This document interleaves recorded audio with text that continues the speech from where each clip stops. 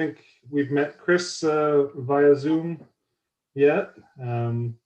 This may be an awkward first meeting, but I'll try and share through our, is it Robert's rules? Is that what we use?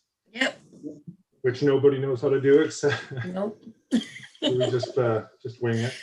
Robert's secret rules. Yeah. So the first thing on our agenda is the approval of the agenda. I would like to probably strike the ferry update from the agenda 5.2, since nothing's happened with BIMTAC, with the FAC in about a year. And in its place, I'd like to, or maybe a new business, I'd like to propose that maybe we add the topic of new business to the new business, and wanted to have a little quick discussion about what we're doing here a little bit. It's been about a year operating by Zoom, and maybe we could try and get some normal function back to BIMTAC if everyone's okay with that. Okay.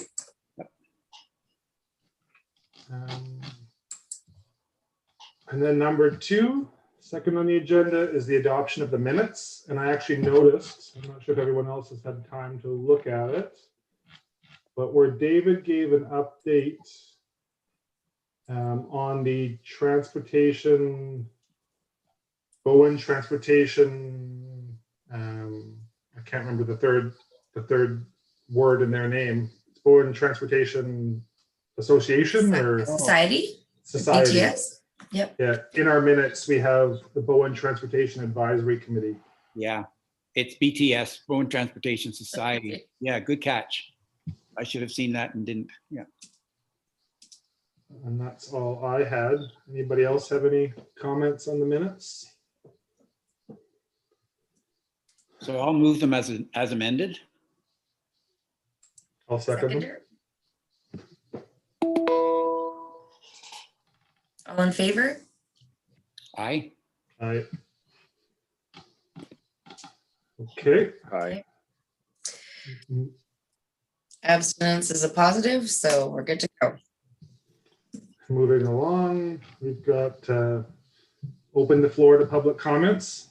I don't believe we have any public. No. So then we make it to item 4, council referral.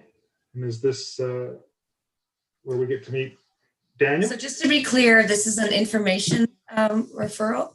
Now you're not being asked to provide, you may provide comments if you'd like, but there's no pressure on that.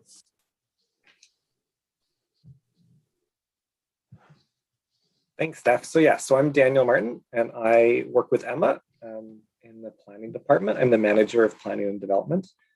And I'm just going to share my screen for a presentation here.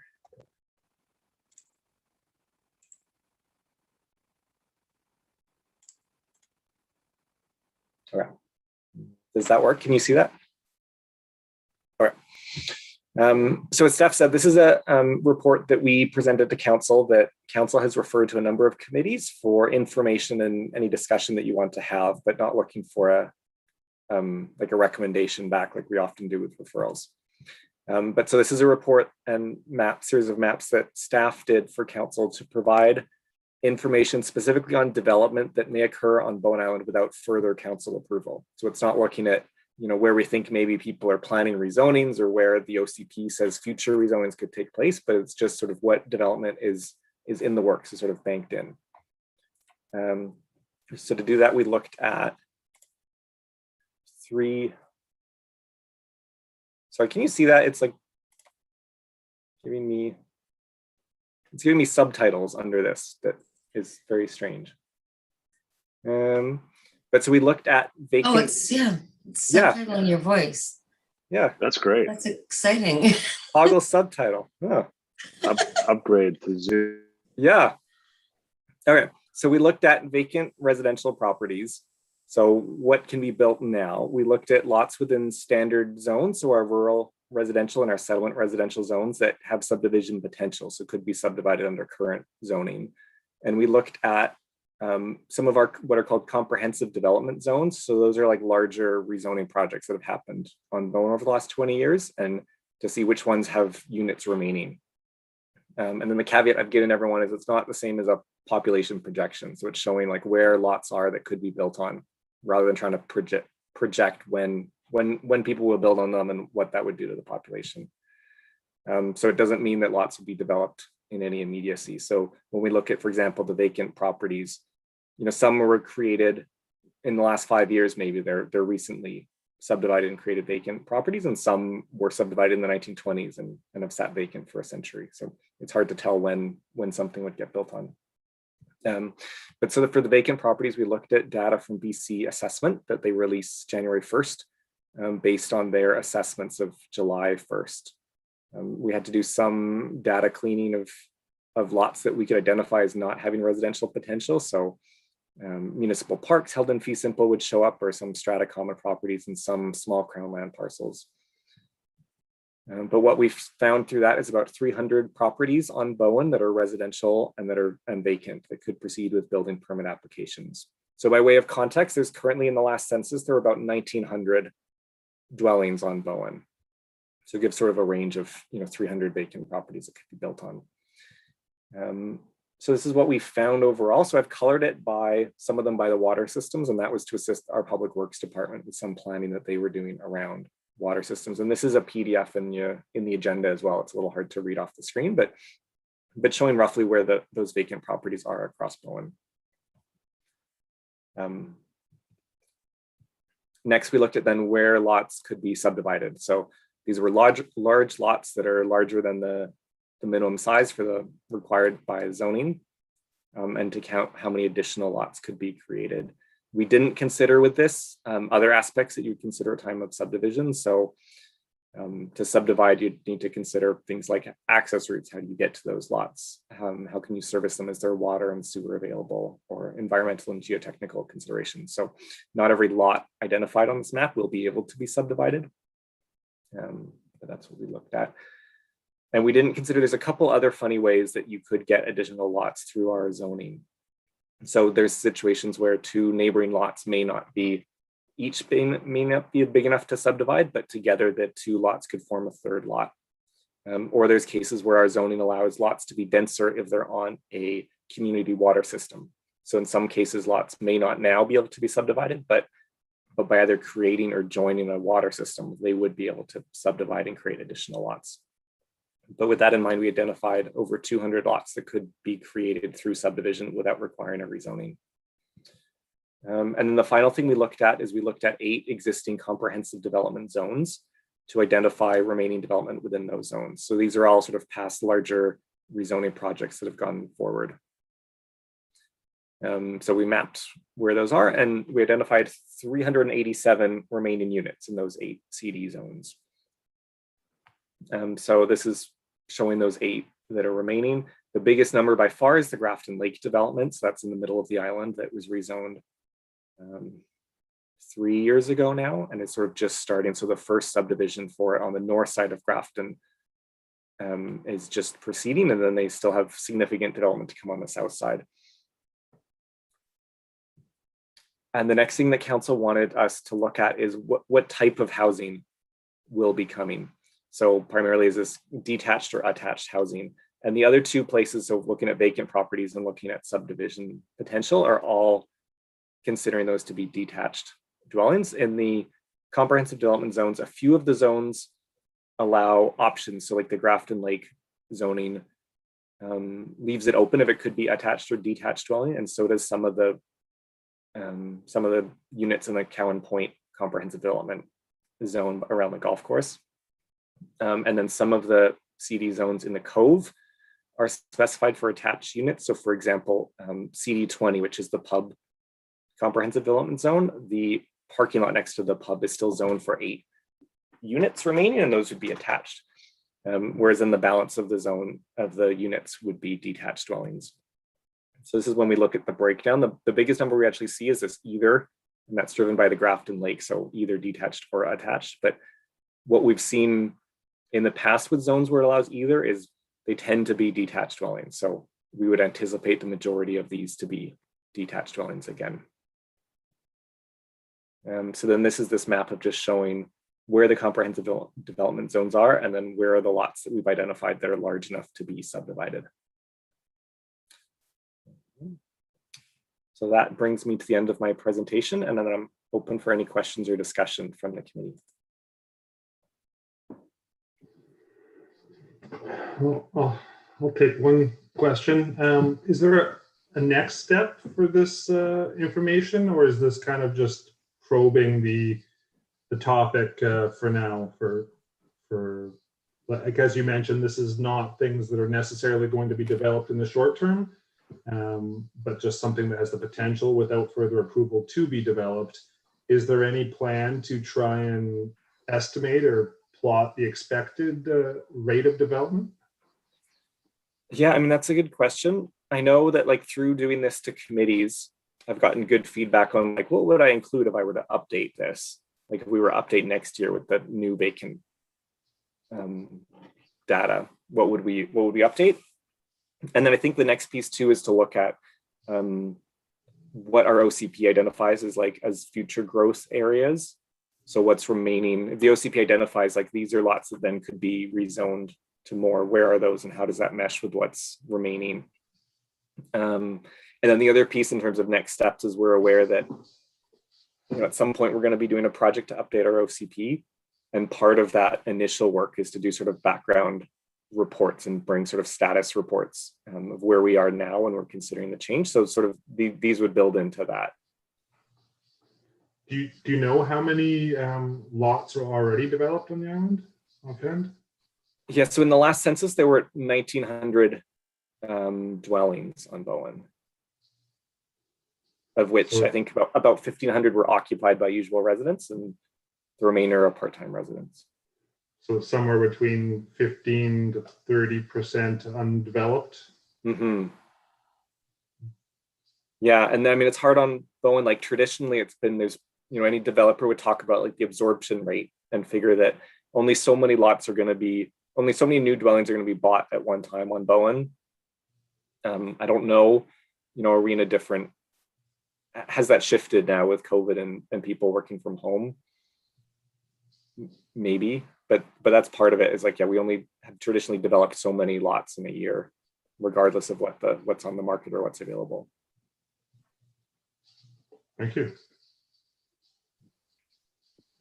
I'll just add a little bit here. One of the things, the reason council sent this to an array of committees is for the transportation committee to think of it from the perspective of how people move around the island and whether this changes the demand, whether this helps in terms of looking at where transit might go and so on. Pathways, greenways, bike routes, walking routes. So it's sort of to help the transportation committee get a sense of where there might be future development and how that might change things. And I guess, Daniel, what we see really, I think, is it's for the most part, it's additional development in existing areas. Is that, that's pretty well true. Is that right, Daniel? Yeah, I think that's pretty accurate. Like at least, most of the vacant pieces are sort of infill around, existing neighborhoods. So I was surprised looking at it. Like I live Scarborough, and how many vacant lots there actually are in sort of Miller's Landing, Scarborough, Ocean View that still exist, and maybe it's somebody's owned them for a while and could infill. Yeah, I mean, the other significant one being like Grafton Lake in the middle, which is sort of a new area of growth happening, but it's sort of adjacent to, if you're thinking transportation, adjacent to existing transportation routes.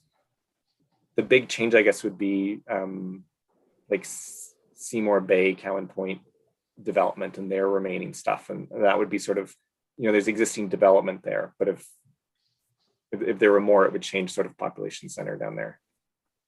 Yeah, it would add a little bit more gravity to to the need to move towards that area for any kind of transit, although still pretty low density for a transit route. Yeah. So two observations to add to this. One is just through my family, I know a developer of spec homes on Bowen.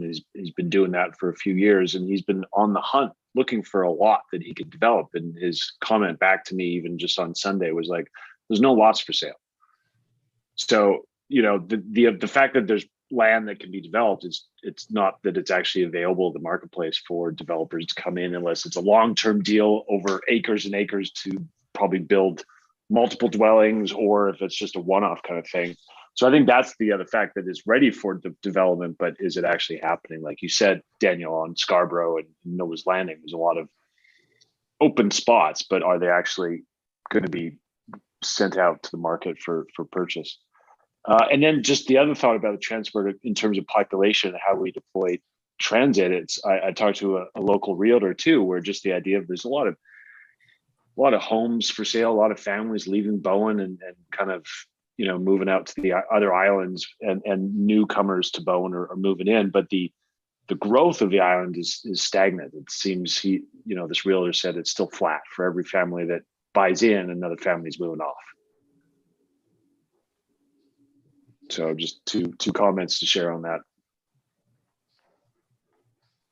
Yeah, I think it's useful information, and when you put it in perspective of what's already existing, it makes it kind of easy to relate to transportation needs. If we're looking at a potential 7% growth in, or 15% growth in total, and 7% of that is down at the golf course. If we relate that to what we've already had at 100%, only barely supporting two shuttles, 7% by the golf course is probably not going to justify its own shuttle or significant transportation infrastructure.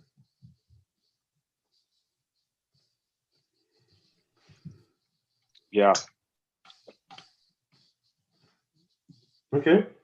Thank you very much. Excellent. Thank you. Thank you, Danny.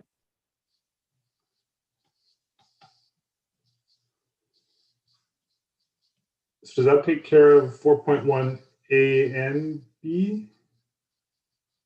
Or is the staff report? Yeah, A and B are just the supporting documents. Okay. So item 5, staff update from Emma. Hello. Can everyone hear me okay? Yep. Okay. My mic has been on and off. I'll also add to Daniel's information presentation there. The transportation plan was,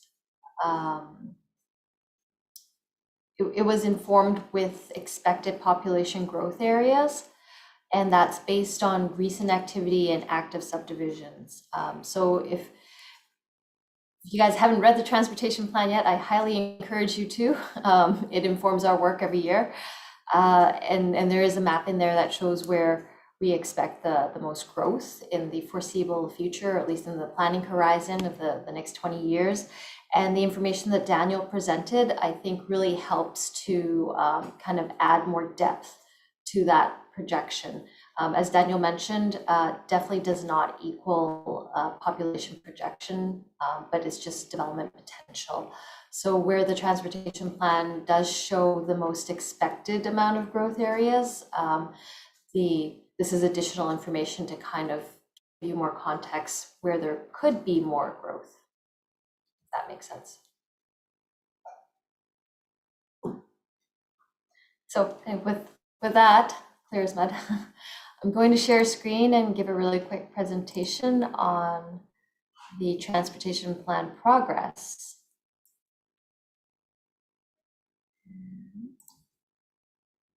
Okay, is the share screen working? One, good. Excellent.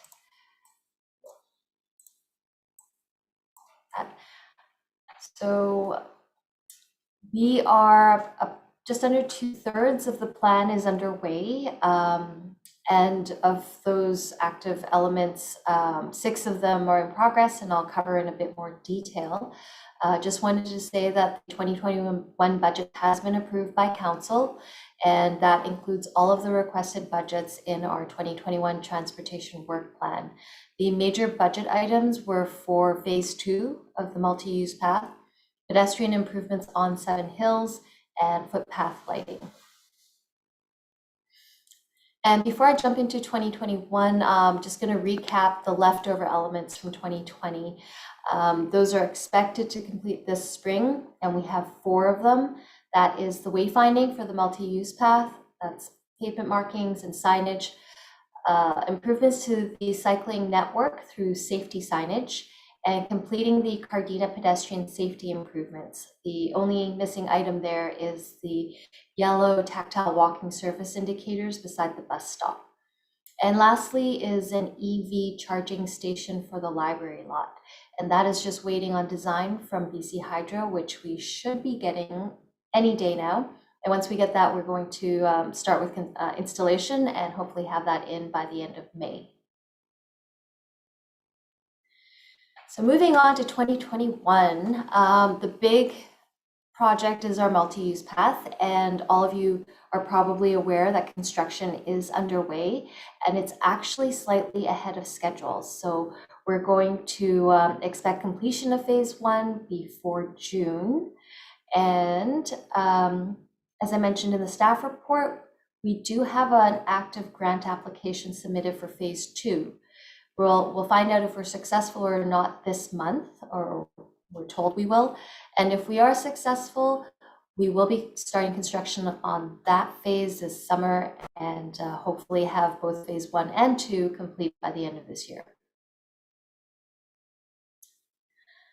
As mentioned, pedestrian network, we are working on Seven Hills footpath. Right now, this is waiting on a site visit. Staff actually needs to walk this site to see where we can actually shift the center line over. That was the major recommendation from our consultants, is to move the center line over just a bit and lay down a solid white fog line to clearly demarcate the pedestrian area. But the width of this road varies throughout Seven Hills, so we really need to actually, like, on the ground measure the whole length of this road. So that's weather permitting. I think that's going to happen very soon. And I just got news from BICS that they have registered for Bike to School Week. That is happening end of May, beginning of June this year. And they've reached out to the municipality to partner with them in promotion and any fun initiatives that we can think of. Right now, there hasn't been anything specified. They have expressed interest in using the road banner that we have put together and deployed for the first time last year. So that should be a fun event. We haven't worked out any details yet, and definitely looking to TAC to supply any fresh ideas if you can think of any. And that's pretty much all of the active elements right now, but coming up very soon, we do have to schedule a meeting with TransLink and BC Ferries to coordinate schedules. This year, as with last year, the traffic has been significantly reduced, especially our commuter traffic. And instead of having an in-person meeting as we have been having, I think it might be sufficient just to have both TransLink and BC Ferries supply their proposed schedules, and as staff, we can review those schedules for any bad connections, anything that takes longer than 15 to 20 minutes, and flag those. Just wanted to run that by TAC and see how everyone feels, or if you feel an in-person meeting is really needed, let me know. And other items we're looking for some input on, as mentioned, the Bike to School Week with BICS, if you have any ideas. Also TransLink, I have a meeting with them on Friday, actually, this week. They don't have their regular Travel Smart funding to fund things like park and ride incentives, but they are very interested in helping us advance things like park and ride incentives. And I think they can come up with some sort of funding, but we don't have any concrete ideas right now. So also looking to TAC to see if you have any ideas for that, and TransLink can probably provide some funding. And lastly, for regional partnerships for this year, any ideas are welcome. We don't really have anything suggested so far, So I'm just putting it out there. Maybe we might want to partner with the school district to help them complete some of their actions in the school travel plan. So there's nothing really big in there that was identified.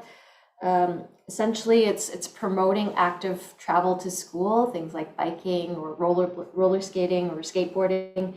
And one of the ideas that was kind of interesting is a park and bike initiative. So identifying safe, convenient locations that kids could get dropped off and bike the rest of the way to school. And another one was a walking school bus, which actually TransLink is doing a pilot right now with various municipalities. So I'm in discussions with TransLink to see if we can be a part of that pilot. But that's very early stages right now. So that's it for the update. And any ideas, any input from TAC, please let me know now, or you can always email me later. I'm going to stop sharing.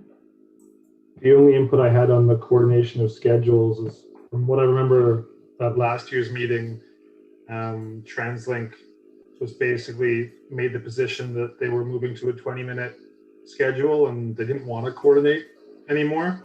So I think it makes sense to just review their schedules and see if there's anywhere they're not meeting that. Mm-hmm. Yeah, and I think although despite that, that was their intention, they definitely don't have a 20-minute schedule. And I think that's also because the numbers are down a lot as well. Yeah.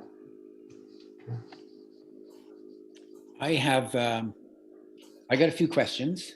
So Emma, on the report, so Seven Hills, first of all, I got about 5 little sections here. Seven Hills, on the report, I don't remember anything about the road being different widths, which is a real, could be a real tricky bit. So, because I don't think that was in the report, was it? From the consultant?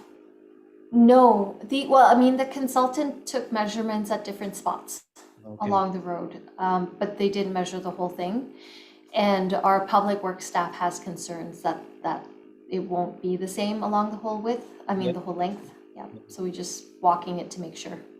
Okay, well, that'll be an interesting finding, because it just might make some parts just impractical, if whatever. Anyway, I won't comment on it now. We'll just have to see what happens. But that is a bit of a wrinkle. Yeah, well, we do have the budget for. Oh, sorry.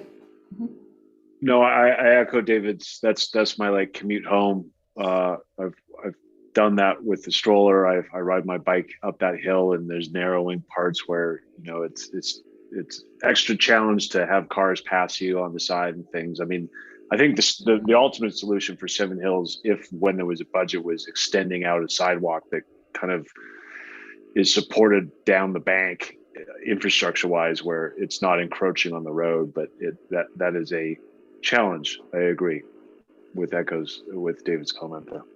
So we'll have to see how that goes and keep us informed on that.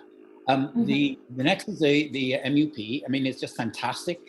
It's just so great to see all the work and how quickly that's moving forward.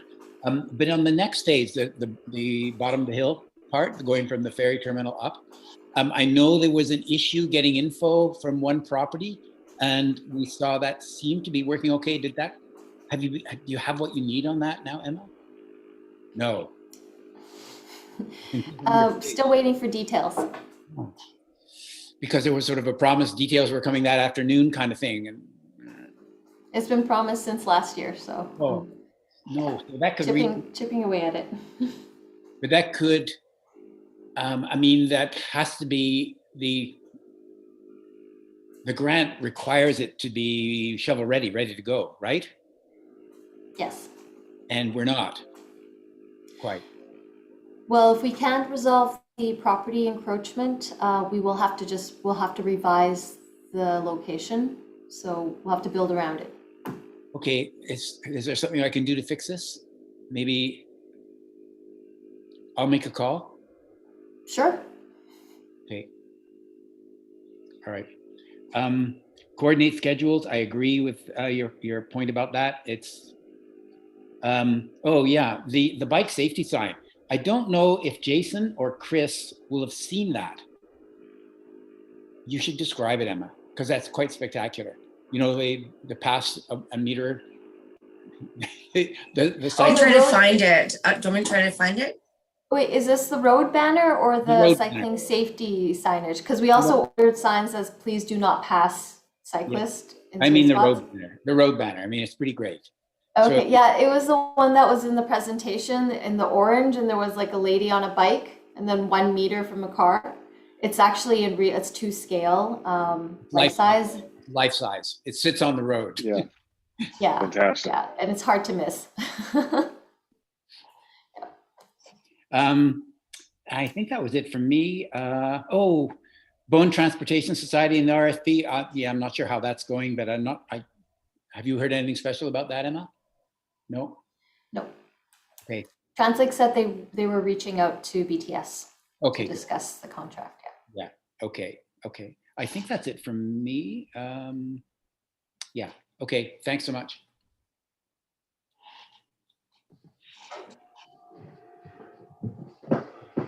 Okay, thank you. I think that's been 5.1, 5.2 we've scrapped.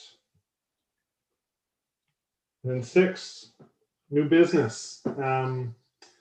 I had a conversation with Councillors Michael Kale and Maureen Nicholson about committees and their function.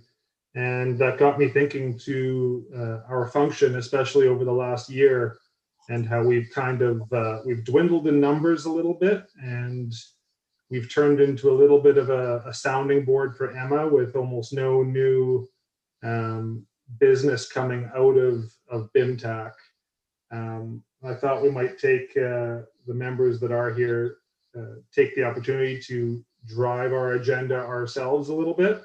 And maybe we could each take some time to review the mandate before the next meeting and try and come up with some topic where we can provide assistance to Emma rather than just giving her a hard time on the work she provides us. And an example of what I was thinking, I mean, we have transportation issues on island that are soft issues perhaps, and probably never going to warrant staff time to try and reach out and see if there could be optimization made. But if we can identify those far enough ahead of the need, then even a slow-moving volunteer committee could possibly put together some useful input. And the first 2 things that popped to mind were making sure that we're talking to what is the tourism committee's name, the Economic Development Committee, and seeing what information is out there for how tourists are using the island in the summer, and make sure there's nothing that needs to be addressed there from a transportation side. When we have a couple of hot spots, such as Tunstall Bay Beach, that I don't believe the bus goes all the way down, it stops at Reef Road, and making that available to people, so maybe it's not chock-a-block with cars all summer. And then the rest of the year we have, Mount Gardner sees quite a large number of hikers and tourists coming to the island to do that hike, and maybe seeing if there's anything that can be done to make sure that their trip is enjoyable and that they spend money in the cove and whatever else benefits the island. Emma, if you have any suggestions, I mean, to put in volunteer effort on a topic that's not relevant is a bit of a waste of time. So it'd be great to identify areas that we could put some thoughts together that are far enough down the road or off the main path of staff work that we could be useful. So if there are areas that maybe Emma has a nagging question that has absolutely no time to look into, or something that one of us at BIMTAC comes up with that could steer us a little bit, it might allow us to be a bit more functional. I appreciate that. Yeah, I appreciate that, Tyler. That's a great comment. So I guess my motion is to make our own new business a little bit. I think that's great, Tyler. And no, just the 2 points you raised about tourists, I think, it's really, and it sort of brings to mind the sort of lack of flexibility of any kind of transit that we have on our island. And maybe one thing we could try to think about. So council today, we had an interesting meeting with our MP, Patrick Weiler. And one of the questions we raised is this new funding for rural transportation. And so it's for low density areas such as Bowen. It's not a huge amount of funding, but there's some funding looking for new ways to serve, to provide a transit service for low density areas. And they mentioned things such as on-call electric vehicles, and they mentioned a couple of others. And I could send a link to you. I'll go dig up the link and send it. We'll get more details about this program and whether it could apply to Bowen. But I think it would be useful for us to sort of hear, maybe Emma, did TransLink ever give us a report about the on-call service that they tried on Bowen a year and a half ago, I guess it was? They gave a summary, a really brief one, and then promised a more detailed one that never showed up. But I could follow up with them and see if I can get more information. I mean, I guess all I'm thinking about is this federal government, small but pot nevertheless of money for creative ways to solve the transportation problems. We certainly have some problems. Like, for example, we're just losing all our parking spaces that people were using when they were commuting. Now there's been less commuting, but presumably it's not down to zero in terms of parking spaces, and we just lost our two big main parking areas for commuters. And so that sort of adds to, if people haven't got anywhere to park, it would sure be nice if there was a bus service or a transit service of some sort that people could use, which also brings to mind the park and ride idea too. Anyway, it would be, if we had some information about what worked, what didn't work, what they saw as some sort of potential, it might be useful for us to just sort of have a brainstorming session where we could try to kind of come up with some ideas that might possibly work. I don't know. I'm just thinking out loud here, that's all. No, I think that's good. Maybe I'm trying to think of a way that we can. I'd like to carry on some of these brainstorming ideas and conversations, but I don't think they necessarily always require staff time and a recorded meeting. Whether that's an increased use of email to spitball topics of discussion for BIMTAC meetings ahead of time, or an unofficial discussion over Zoom or whatever other platform that might allow us to move it forward a bit more timely. I think when everyone shows up at 7 p.m. During the week and they're just processing information they received in the moment, you're not getting everybody's best brain power. Yeah.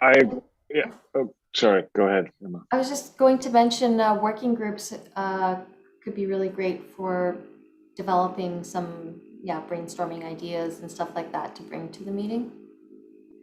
Steph, I don't know if So subcommittees are not only are subcommittees a great way to move initiatives forward in an informal way, they also can comprise non-committee members. If you want to tap somebody in the community who's got skills and pick their brains for a period of time. Committee. Are we a subcommittee, or would that be a subcommittee? We're a committee.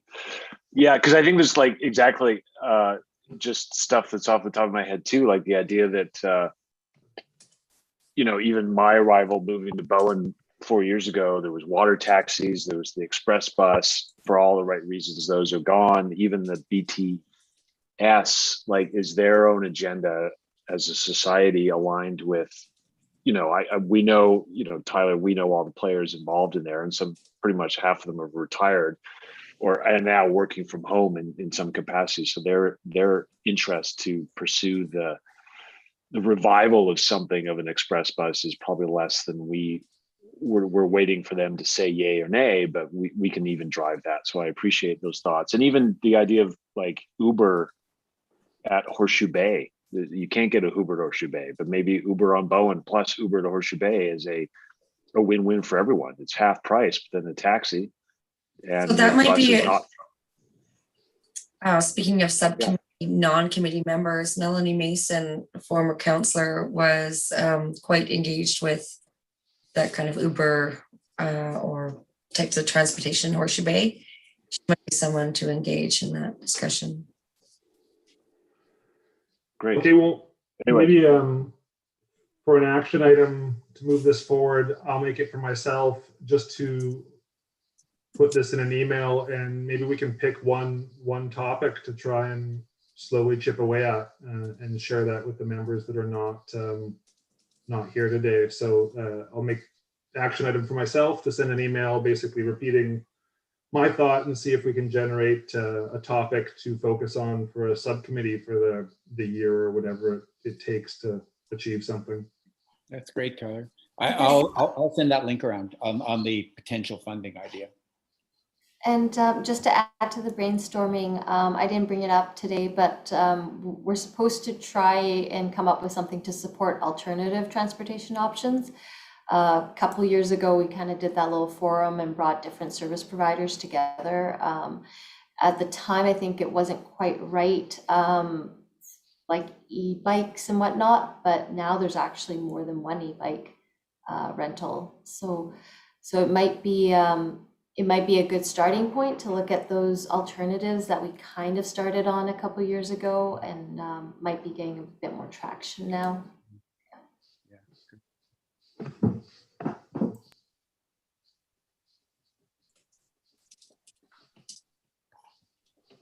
I noticed there actually is e-bike rentals on Bowen already. Yeah. Okay. Number 7, information items. I've just attached the transportation plan there to keep it in the top of mind. Yeah. And then number 8, next meeting, Tuesday, June 1st. 2 months from now. I think that's what we decided over the last couple of meetings. Sounds good to me. Is that okay with everybody else? Yeah. Okay. And I think we can probably go ahead and adjourn the meeting at 7:55 if there's nothing else. Okay. Thanks a lot, Tyler. Thank you so much. Thank you. Thank you. Good night, folks. Good night.